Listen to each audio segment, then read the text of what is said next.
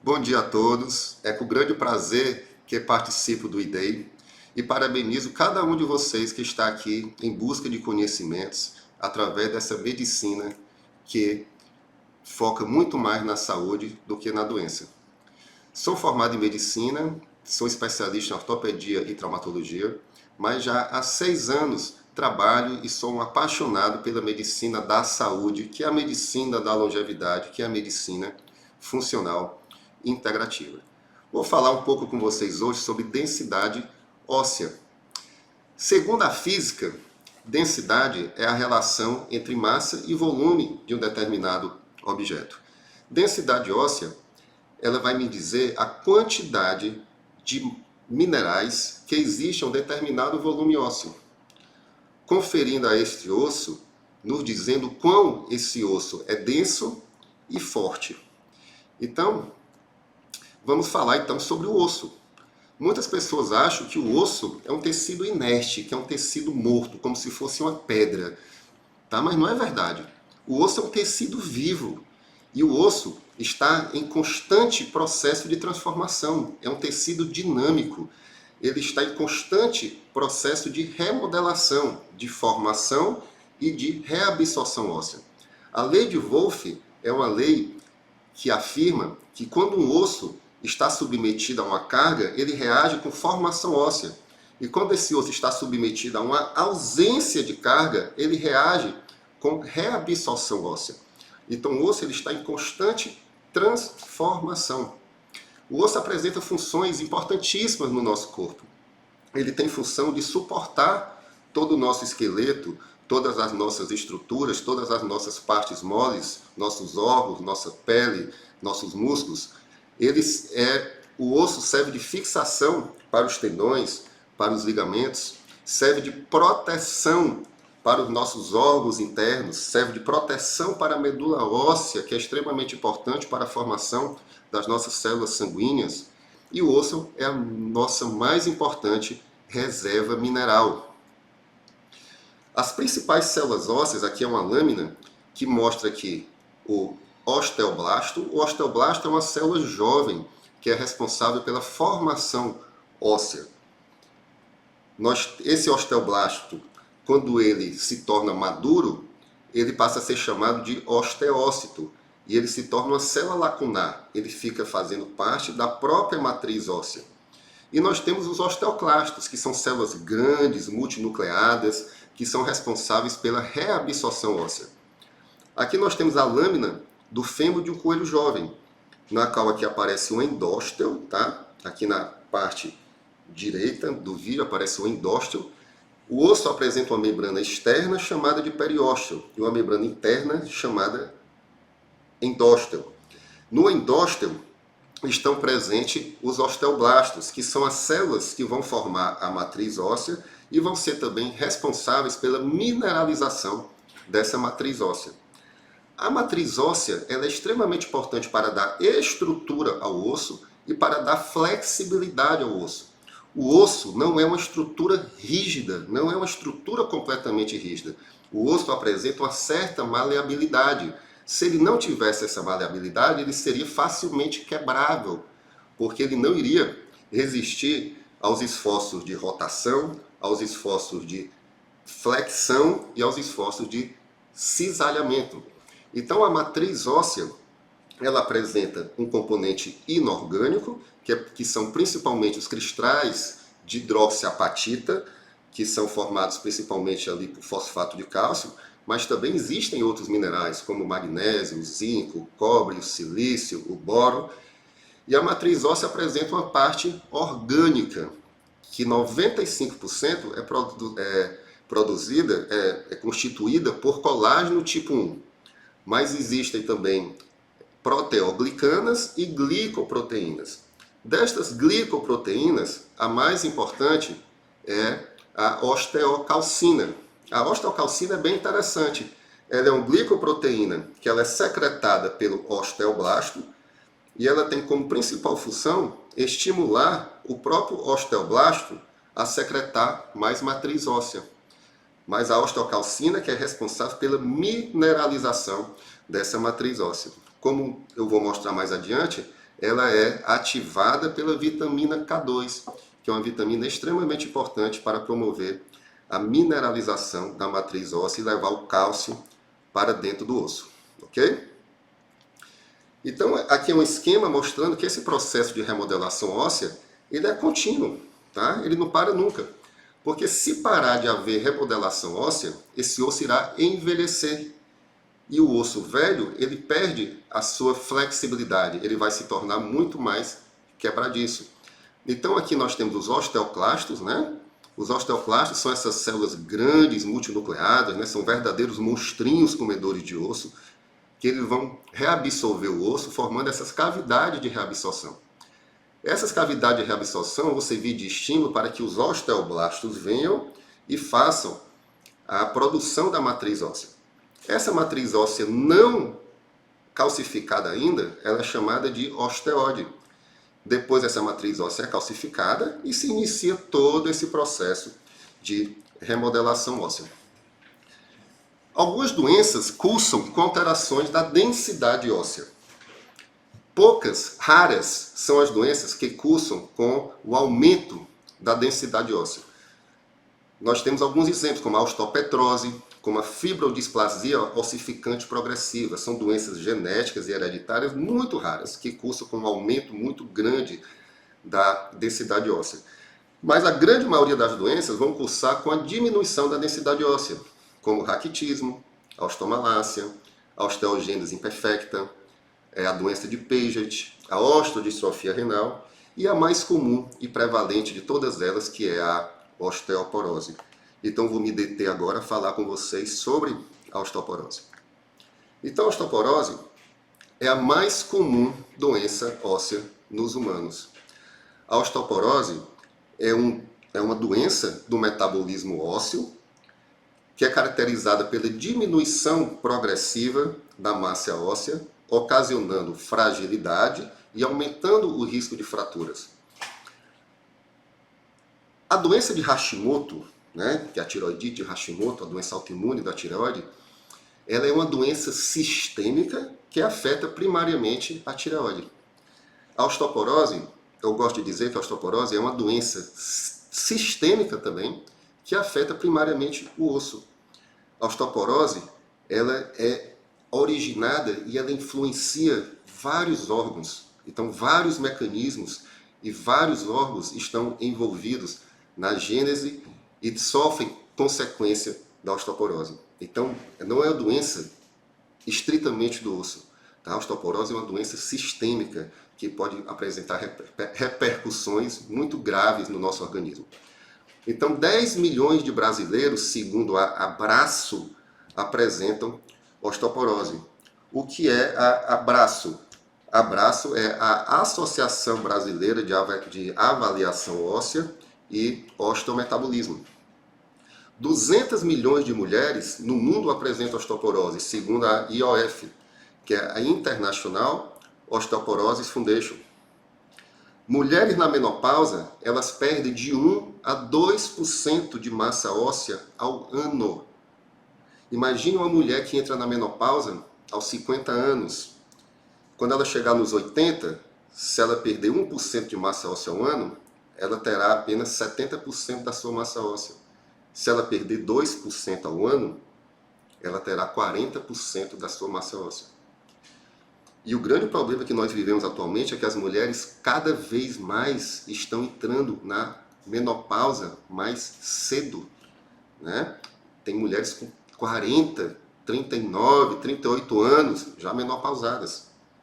Então aumenta muito o risco dessas mulheres terem osteoporose, terem uma fratura e terem uma complicação grave decorrente dessa fratura. Então, metade das mulheres após a menopausa terão osteoporose. E 1/3 das mulheres após a menopausa terão uma fratura osteoporótica. Quando ocorre a diminuição de cerca de 10% da densidade óssea na coluna vertebral, isso já dobra o risco de fratura da coluna. Quando ocorre uma diminuição de 10% da massa óssea do quadril, isso já aumenta 2,5 vezes o risco de fratura do quadril. E no Brasil nós temos cerca de 2,4 milhões de fraturas por ano, com 200 mil mortes.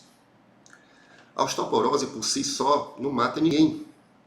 O problema são as complicações da fratura osteoporósica, que geralmente vai acontecer em pessoas idosas, pessoas já com comorbidades. Então essas pessoas ficam acamadas, ficam sem se locomover, então elas vão adquirir infecções, principalmente infecções respiratórias. E a principal causa de morte pós uma fratura do quadril decorrente de osteoporose é tromboembolismo pulmonar.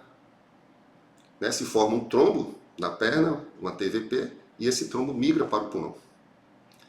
A osteoporose, ela pode ser classificada em primária e secundária. Primária seria aquela osteoporose decorrente das pausas hormonais e decorrentes do envelhecimento, e a secundária aquela decorrente de doenças crônicas, de doenças graves que levam ali uma alteração do metabolismo ósseo. A osteoporose também pode ser classificada em tipo 1 ou tipo 2. A tipo 1 seria a osteoporose típica da mulher menopausada, decorrente da falência ovariana e a diminuição ali do estrogênio e da progesterona. E a osteoporose tipo 2 seria a osteoporose senil, que vai afetar aí tanto homens quanto mulheres. Vários fatores de risco estão associados com a osteoporose. Um deles é o gênero. Mulheres têm muito mais osteoporose do que o homem, devido à menopausa, que ocorre ali a cessação abrupta da produção dos hormônios femininos. Já os homens, a testosterona vai diminuindo mais gradativamente. A raça branca e os asiáticos têm mais tendência a ter osteoporose. A idade, quanto mais velha a pessoa, maior a tendência a ter osteoporose. Menopausa precoce, desnutrição, pessoas que têm um IMC baixo, abaixo ali de 18,5, têm um risco aumentado de osteoporose. Pessoas que têm síndromes de má absorção, como pessoas com doença celíaca, pessoas pós-cirurgia bariátrica. Hoje em dia ocorre muita osteoporose em pessoas jovens depois de cirurgias bariátricas. Pessoas que usam medicamentos como corticoides, inibidores da bomba de prótons, que são medicamentos que diminuem ali a absorção dos minerais, dificultam a digestão das proteínas, que servem de matéria-prima para o colágeno e para a formação da matriz óssea. Pessoas que têm uma baixa massa óssea, já no início da vida adulta, terão maior chance de ter osteoporose. Então, pessoas tabagistas, pessoas alcoolistas, então tudo isso aumenta o risco para a osteoporose. Aqui, tudo no nosso corpo envolve um equilíbrio, envolve a homeostase. Então, sempre nós devemos correr em busca do equilíbrio. Então, nosso corpo existe um processo inflamatório que deve estar equilibrado com um sistema anti-inflamatório. Existe um processo oxidativo natural que deve estar em equilíbrio com um processo antioxidativo. Assim como a formação óssea deve estar em equilíbrio com a reabsorção óssea. Então aqui em cima nós temos um equilíbrio entre a reabsorção óssea promovida pelos osteoclastos e a formação óssea produzida aqui pelos osteoclastos. Isso vai dar origem a um osso saudável. Aqui embaixo nós já temos aqui uma atividade osteoclástica de reabsorção muito maior do que a atividade osteoblástica, que vai gerar uma fragilidade óssea com a consequente fratura. O diagnóstico da osteoporose pode ser clínico, ou seja, uma pessoa que sofre uma fratura espontânea, uma pessoa que leva um trauma de baixa energia, como a queda da própria altura, e fratura o punho ou fratura o quadril. Essa pessoa com certeza tem osteoporose. Então nós até podemos fazer depois uma densitometria nela, mas para acompanhamento. Mas com certeza essa fratura, essa pessoa, por critérios clínicos, ela tem osteoporose. Mas o diagnóstico de precisão é com a densitometria óssea, que é um exame radiológico que tem essas indicações. A densitometria está indicada em todas as mulheres na menopausa, na pós-menopausa, homens acima de 70 anos, homens entre 50 e 70 anos que têm fatores de risco, adultos que têm fragilidade, fraturas por fragilidade óssea, adultos que têm alguma doença associada à perda de massa óssea, como doenças renais graves, Adultos que estão em uso de medicamentos que cursam com perda na massa óssea e quando existe ali uma troca de um medicamento durante a terapia ou para acompanhar também a evolução da terapêutica. A densitometria ela pode ser avaliada através de dois tipos de score. O T-score e o Z-score.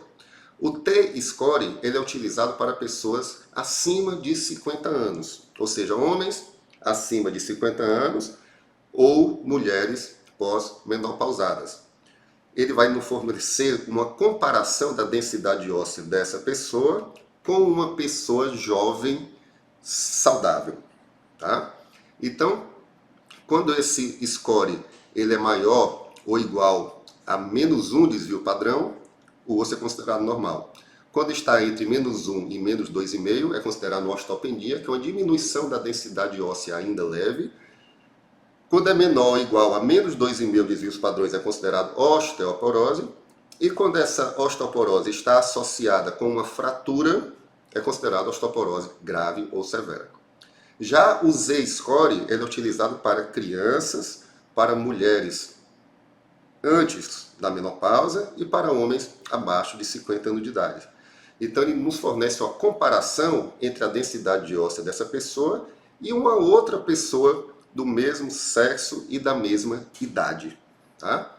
Então, quando essa pontuação é maior ou igual a -2 desvios padrões, a densidade mineral óssea está dentro dos limites esperados para a idade. E quando é menor do que -2 desvios padrões, ela está abaixo do esperado para a idade. Aqui à direita, nós temos aqui uma avaliação por densitometria, onde geralmente são avaliados dois pontos, que é a coluna lombar e o fêmur proximal, que são dois dos locais onde mais acontecem as fraturas por osteoporose. A principal fratura por osteoporose é a fratura mais comum, na verdade, é a fratura da coluna vertebral. Não é a fratura do quadril, é a fratura da coluna vertebral. Normalmente ela é uma fratura assintomática. A pessoa geralmente descobre por fazer algum exame da coluna, uma radiografia ou uma tomografia, por qualquer outro motivo. E quando faz o exame, lá apresenta aquela vértebra achatada, né? Aquela vértebra acunhada, como essa aqui. Ou então, essa pessoa começa a ter múltiplas fraturas vertebrais e ela vai adotando uma postura cifótica cada vez mais acentuada, ela vai se curvando. Isso chama atenção, essa pessoa vai fazer uma radiografia e lá mostra várias vértebras fraturadas, mas essa fratura geralmente é assintomática. A segunda fratura mais comum é a fratura do punho, que acontece quando a pessoa cai, apoia a mão no chão e vai fraturar o punho. E a terceira mais comum é que é a fratura do quadril. Tá? Apesar de ser a terceira mais comum, é a fratura que causa maior mortalidade. A fratura do quadril por osteoporose, ela vai acontecer aqui na região do colo do fêmur, tá? Que é essa região aqui, ou aqui na região transtrocanteriana, que é a região que fica entre os trocânteres. Isso é o mais comum de acontecer a fratura do quadril devido à osteoporose. Quando o paciente está em uso do bifosfonatos, que é um medicamento utilizados para o tratamento da osteoporose por longo período de tempo, esse osso, o bifosfonato, ele age inibindo a ação dos osteoclastos. Depois eu vou falar mais um pouco sobre isso. Então esse osso ele vai se tornando cada vez mais rígido, mas ele perde a sua flexibilidade, ele perde a sua capacidade de resistir aos esforços de torção, de flexão e de cisalhamento. Então essa pessoa, por exemplo, a pessoa em uso de bifosfonato há 10 anos, faz 10 anos que ela usa alendronato. Essa pessoa vai sair do carro, quando ela bota o pé para fora, gira o tronco para sair do carro, o osso quebra. Porque esse osso perdeu a resistência à torção. Tá? Então é uma fratura atípica. Ela não acontece nem no colo do fêmur, nem na região transtrocanteriana. Ela vai ocorrer aqui na região subtrocantérica, ou seja, uma fratura mais distal. Tá? A fratura do fêmur na osteoporose, ela também é uma fratura curiosa. Normalmente ela não é decorrente de quedas. Pelo contrário, a pessoa cai porque o osso quebrou. Ou seja, o osso quebra primeiro e por conta disso a pessoa cai. Certo? Bem, como é que é o tratamento? Vamos agora para o ponto principal dessa aula. O tratamento, né, e algumas coisas que são um pouco controversas e alguns paradigmas que nós vamos quebrar aqui. Então, como é que é o tratamento convencional da osteoporose? Qualquer médico pode tratar a osteoporose, mas geralmente ou é um ortopedista, ou é um ginecologista, ou é um endocrinologista, né? E você vai no médico, ele passa lá uma associação de cálcio com vitamina D, como o Oscal-D, e ele fala assim, se tiver osteopenia, é um comprimido por dia. Se tiver osteoporose, são 2 por dia. Isso ele faz isso associado a um bifosfonato. Se ele quer que tome uma vez por semana, vai passar o alendronato. Se quer que tome uma vez por mês, vai passar o ibandronato ou o risedronato. Se quer que tome uma vez por ano, vai passar aqui o ácido zoledrônico injetável. E tem a opção ainda do Prolia, né? O Prolia, ele é um anticorpo monoclonal de DNA recombinante que age no anabolismo ósseo, que é utilizado semestralmente. Bem, essa associação de cálcio e vitamina D utiliza uma quantidade irrisória, insignificante de vitamina D. 400 unidades seria o suficiente para um ser que pesasse 2 quilos de peso, ou seja, talvez para um coelho ou para um rato, mas nunca para um ser humano. A vitamina D regula 10% do nosso genoma. Ela tem mais de 90 funções no nosso corpo. A principal função é regular nosso sistema imunológico, então ela deve ser suplementada de forma apropriada e não com 400 unidades por dia. O cálcio, eu vou falar já já sobre o cálcio. O cálcio ele é extremamente presente na nossa alimentação. Praticamente tudo que nós comemos tem cálcio. Então, se for pensar num mineral para colocar na osteoporose, talvez o cálcio fosse o último, tá? O menos importante. Tem vários outros minerais que são bem mais importantes do que o cálcio. O cálcio pode ser importante numa fase inicial, mas não para tomar de forma contínua. Existem estudos que dizem que aquelas mulheres que suplementam cálcio ou cálcio com vitamina D vão ter uma sobrevida 7 anos a menos do que aquela mulher que não toma cálcio. Tá? Já já eu vou mostrar alguns estudos sobre isso.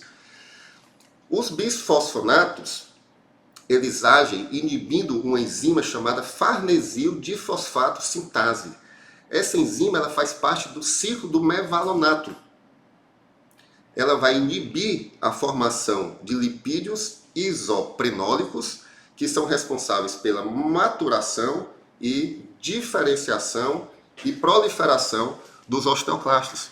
Então, os bifosfonatos eles agem inibindo a função osteoclastos e estimulando a sua apoptose. Mas eles agem através da via do mevalonato, que é a mesma via onde agem as estatinas. Então eles impedem ali a formação de coenzima Q10, impedem a formação do esqualeno, do colesterol e dos hormônios esteroides. Os bifosfonatos eles podem causar úlceras e erosões esofágicas, eles podem causar falência renal, eles podem causar toxicidade do sistema nervoso central e dor e fraqueza muscular. Tá? O denosumab é um anticorpo monoclonal. Como qualquer anticorpo, ele pode ocasionar reações autoimunes. Tá? Outro tratamento que pode ser utilizado nas mulheres na menopausa é o raloxifeno, que é um SERM, é um modulador do receptor de estrogênio. Ele tem uma ação agonista no osso e no sistema cardiovascular e antagonista na mama e no útero. Só que ele aumenta o risco de tromboembolismo venoso. Pessoal, como eu falei, nós temos sempre que buscar o equilíbrio. Tá? Nós temos que dar para o nosso corpo o que nosso corpo está precisando, o que está deficiente, o que está insuficiente. Eu nunca vi uma pessoa ter deficiência de alendronato, de ibandronato, de denosumab ou de raloxifeno no corpo. Isso não quer dizer que essas medicações possam e devam ser utilizadas esporadicamente. Tá? Pessoas que têm uma osteoporose grave, que não têm condições de ter uma alimentação apropriada para fornecer a matéria-prima para a construção óssea, pessoas que não podem fazer atividade física, elas podem se utilizar desses medicamentos sim, pelo tempo apropriado. Mas isso não deve ser a rotina. A rotina é buscar o equilíbrio, é dar ao corpo o que o corpo precisa para que ele se auto-recupere. Ok? Então isso aqui é um estudo mostrando que a ingesta de cálcio e a densidade mineral óssea. O cálcio, ele aumentou a densidade mineral óssea no primeiro ano, entre 0,7% a 1,8%. E a partir do segundo ano não houve mais aumento da densidade mineral óssea, ou seja, ele apenas suprimiu aqueles estoques que estavam deficientes, depois ocorreu uma saturação e esse cálcio não serviu mais para aumentar a densidade mineral óssea. E durante o primeiro ano, ele apenas serviu para equilibrar a perda óssea. Como se vocês se lembram, no início aqui dessa aula eu falei que as mulheres na menopausa, pós-menopausa, elas perdem de 1 a 2% de massa óssea ao ano. Então, esse estudo, que é uma meta-análise, envolvendo 59 ensaios clínicos randomizados, mostrou que no primeiro ano ocorreu um aumento ali de 0,7% a 1,8% da massa óssea, ou seja, apenas equilibrou o que essa mulher está perdendo e não teve mais benefícios após o primeiro ano. Okay? A ingesta de cálcio e as fraturas são estudos publicados na BMJ, ou seja, no British Medical Journal, uma revista de alto impacto. Okay? A ingesta dietética de cálcio não está associada com o risco de fraturas e não há atualmente evidência de que a sua ingestão previna fraturas. Os suplementos de cálcio têm pequenos benefícios inconsistentes na prevenção de fraturas. E o aumento da ingestão de cálcio através de suplementos ou fontes dietéticas não deve ser recomendado para a prevenção de fraturas. Eu não sei onde é que esse povo está vendo que cálcio deve ser recomendado para todo mundo, para toda mulher.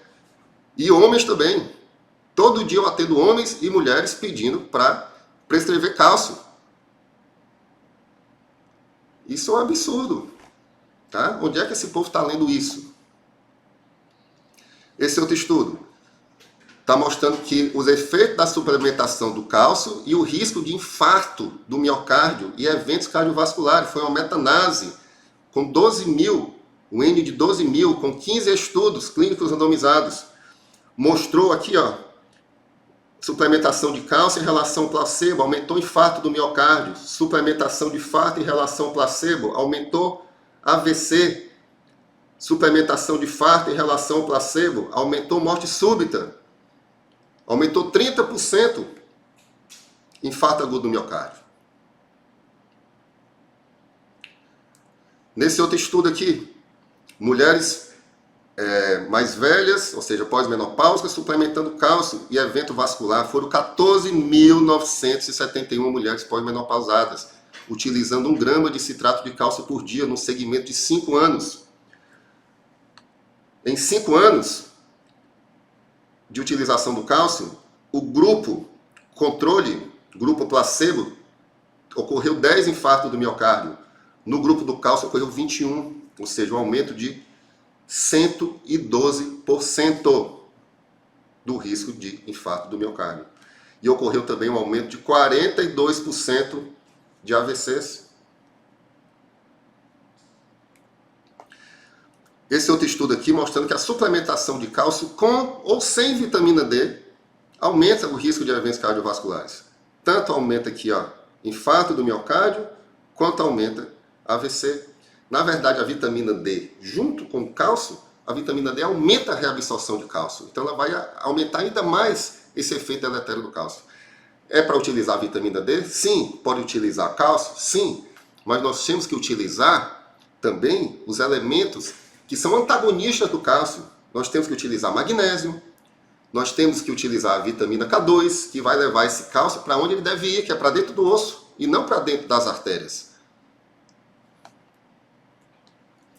Esse outro estudo aqui falando do magnésio, da importância do magnésio. A deficiência de magnésio, ela aumenta os cristais de hidroxiapatita, diminuindo a resistência óssea. Ela diminui a atividade osteoblástica, aumenta a atividade osteoclástica. Indiretamente, a deficiência de magnésio vai causar diminuição do PTH, da vitamina D, aumento do estresse oxidativo, aumento da inflamação, aumento da disfunção endotelial. Tudo isso junto vai aumentar a osteoporose. E eu só vejo as pessoas tomando cálcio, não vejo ninguém tomando magnésio. Todos nós somos deficientes de magnésio. No Brasil não tem solo magnesiano, porque nós não temos vulcões. Então nós temos que suplementar magnésio. O boro, outro elemento importantíssimo. O boro ele auxilia na regulação e na utilização do cálcio, magnésio e do fósforo. Ele atua como cofator para a vitamina D3 e aumenta a ação do estrogênio. Então, doses pequenas de boro, como 3 miligramas por dia, já é possível conseguir esses benefícios. E a vitamina K? A vitamina K, ela antagoniza, ela serve como GPS do cálcio. A vitamina K2, que é a menaquinona, ela é sintetizada endogenamente por bactérias intestinais. Existem 10 isômeros de vitamina K. A vitamina K vai de K1 a K10. E a vitamina K2 tem 13 subtipos. Só que os que importam para a gente é a K2MK4 e a K2MK7. A K2MK4 ela tem uma meia-vida só de 6 horas. E a K2MK7 tem uma meia-vida de 72 horas. Por isso nós utilizamos a K2MK7. A vitamina K2 ela age ativando a proteína GLA da matriz. Ela vai fazer com que o cálcio que está nos tecidos moles, nas artérias, nas articulações, saia de lá e venha para dentro dos ossos, tanto dos ossos e dos dentes. Né? Ela inibe a calcificação vascular. E a vitamina K2, ela ativa também a osteocalcina, como eu já falei. A osteocalcina é uma glicoproteína produzida pelos osteoblastos, que faz a mineralização da matriz óssea. Então a vitamina K2, ela tira o cálcio dos tecidos moles, das artérias e leva para dentro do osso, extremamente importante. E como deve ser então o tratamento da osteoporose? Tem que ser um tratamento integrativo, a pessoa tem que ser vista como um todo, tem que ter uma dieta anti-inflamatória, pobre em leite e produtos de leite, que o leite é altamente inflamatório devido à caseína, né? E tem outras proteínas também inflamatórias. Tem que tirar glúten, tem que tirar açúcar. Temos que tratar a disbiose, temos que tratar o trato gastrointestinal. Se essa pessoa não consegue absorver os minerais, como é que ela vai formar ósseo? Se essa pessoa não consegue quebrar as proteínas, como é que ela vai utilizar os aminoácidos dessa proteína para formar colágeno? Então essa pessoa tem que tratar a disbiose, tem que fazer as retiradas, tem que reparar a mucosa intestinal e a mucosa gástrica, tem que repor HCl, tem que repor as enzimas digestivas, tem que recolocar probióticos e prebióticos e tem que reavaliar e reequilibrar tudo isso. Aqui são artigos mostrando que a hipocloridria causa osteoporose, tá? A hipocloridria, o uso de inibidores de bomba de prótons para as horas da vida aumenta o hiperparatiroidismo, aumentando a reabsorção óssea e causando osteoporose. Nós temos que fornecer tijolos para a construção óssea. Não é só cálcio. Nós temos que dar magnésio, zinco, cobre, fósforo, boro, manganês, ferro, molibdênio. E temos que dar os precursores do colágeno, que são os aminoácidos essenciais, os aminoácidos não essenciais e vitamina C, que é um importante precursor do colágeno. Temos que fazer a homeostase hormonal. Esse paciente tem que dormir bem, tem que ter um sono reparador, tem que produzir melatonina. Se ele não produz de forma adequada, ele tem que repor melatonina, tem que suplementar. A melatonina ela faz toda a integração neuroendócrina, imunológica. Sem melatonina, os receptores não ficam sensíveis para receber os outros hormônios que influenciam ali de forma direta no metabolismo ósseo. O paciente tem que repor a vitamina D, que é o hormônio D, junto com a vitamina A. A vitamina A, por si só, quando ela está insuficiente, ela altera tanto a função osteoclástica quanto a função osteoblástica. A vitamina K2, que eu já falei. Temos que ver como é que estão os hormônios da adrenal, como é que está o cortisol, como é que está o DHEA, que são hormônios diretamente relacionados com a fragilidade óssea, com o quadro de osteoporose e com sarcopenia, que é um quadro que, quando associado à osteoporose, agrava sobremaneira o problema. Os hormônios tiroidianos, a tireoide tem que funcionar de forma adequada. A calcitonina é um hormônio tiroidiano produzido pelas células C parafoliculares, que regula ali o metabolismo do cálcio. E a principal, os hormônios tiroidianos, o T3, está responsável também, junto com a melatonina e com o cortisol, pela sensibilidade dos receptores hormonais e por toda nossa produção e geração de energia. Se a pessoa não tem os hormônios tiroidianos otimizados, como é que essa pessoa vai ter energia para fazer uma atividade física que é extremamente importante para estimular os osteoblastos para produzir osso?